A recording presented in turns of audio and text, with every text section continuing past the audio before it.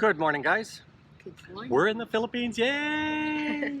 we are. Okay, so normally I call this Financial Fridays, but because we're in the Philippines, it's not Friday. The market's closed on Saturday here. So a little bit of movement. Lynn and I'm going to talk about budgets. Lynn's going to be working on our budget because we did week 0, day 0. Yeah.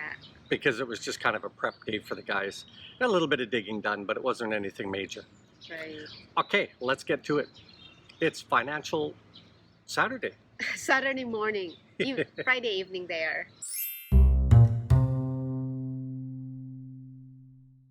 This is the first Forex Weekend that we're going to do from the Philippines here. And I'll run the ticker, obviously. Every weekend I do that. But most notable, I don't know, September it usually starts moving in the Forex market, and it's just not moving. The euro is probably one of the more notables. You're back above the threshold, just barely, but you're above it. New Zealand versus Australia. Australia, you're still sitting at your threshold. New Zealand, though, wow, dropped considerably. Notice your ticker. Great British Pound, you're almost at the threshold. Canadian, you're still well above. And the US got up to, I think it was 58.25, somewhere in there. Again, check the ticker, but it's recoiled off of that, and as it seems to do every weekend. So with this amount of monitoring of the Philippine peso, I think it's worth noting that Japan has always been noted as a country that manipulates its Forex rates. And because of that, maybe there's a little bit of that goes on here in the Philippines. And I only say that from the standpoint of 25% of the Filipinos are somewhere else at any given point. And, there's a lot of money being sent to this country.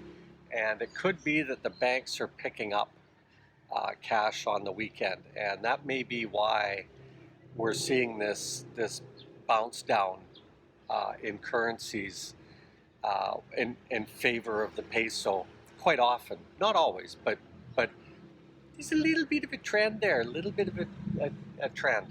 So there are countries that do bolster their Forex.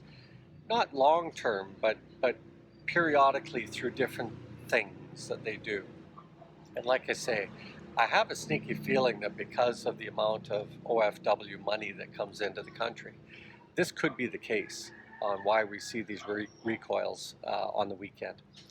Not much else I can say except budget.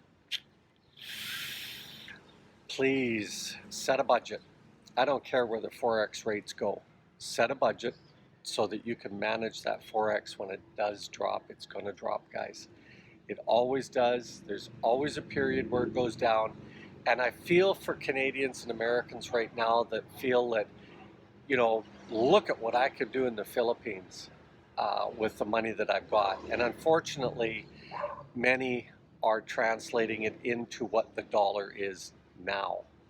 And that's a potential death nail in your ability to stay here long term if you don't look at managing your money and get that savings happening, guys. I see people recoil back to their home countries an awful lot, and they cite inflation and all that stuff, but 9 times out of 10, because we've been doing this for 11 years now, 9 times out of 10 is because just haven't been saving. Haven't set a budget based on thresholds. Now, I suggest, as I always have, that a good starting budget is about, in that 60,000 peso range. I got to move the phone here. That 60,000 pesos is something that is doable. It seems to be getting a little bit harder. I think if we really ran the true numbers for John right now, he's probably above 40 now. I just cannot see it. Now, to qualify though with John is, because we ran his numbers a while back, and I'll include that one at the end here. You got to remember, he's got all of his furniture already. He's got all of this established, and he does not go out. He is not a party animal, right? He does not go and have those periods of eating out a lot and all of that type of thing. So just pay attention to that. I do think if you just start at 60,000, you need buffer cash to come here, okay?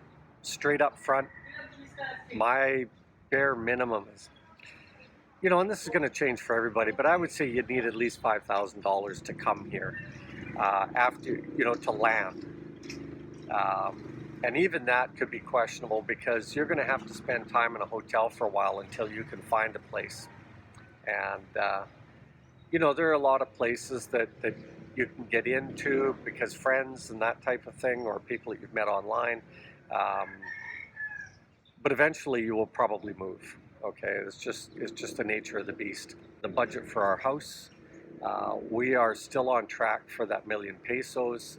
We have not seen any increase in major ticket items that we ran into last year. They're pretty much the same from a dollar basis, okay? From a peso basis, if you're earning money in the Philippines, yes. There's been obviously inflation that's happened here. But for all blah, blah, blah, blah, about fuel, the gas costs are less here than they are in Canada. So there you go. But again, our pensions are based on dollars and Filipinos are based on pesos. And when they're paying almost the same price that we are in Western countries, that's a little harder to do. So now you know why there's motorcycles and trikes and this type of thing, is that they can't afford to burn 4 cylinders of gas. You know, 1 cylinder is good enough. Okay, there we go. That's a wrap for this weekend. Hey guys, if you're enjoying it, please subscribe, like, comment. Subscribing will keep you in touch with all of our house build, and that will start very soon here.